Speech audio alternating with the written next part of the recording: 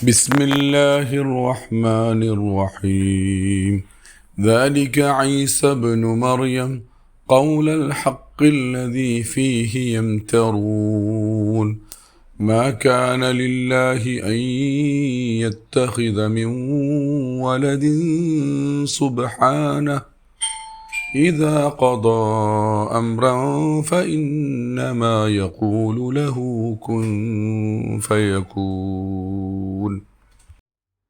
പരമകാരുണികനും കരുണാവാരിധിയുമായ അള്ളാഹുവിൻ്റെ നാമത്തിൽ. അതാണ് മറിയമിൻ്റെ മകൻ ഈസ. ജനം തർക്കിച്ചുകൊണ്ടിരിക്കുന്ന കാര്യത്തിലുള്ള സത്യസന്ധമായ വിവരണമാണിത്. പുത്രനെ സ്വീകരിക്കുക എന്നത് അള്ളാഹുവിന് ചേർന്നതല്ല. അവനെത്ര പരിശുദ്ധൻ!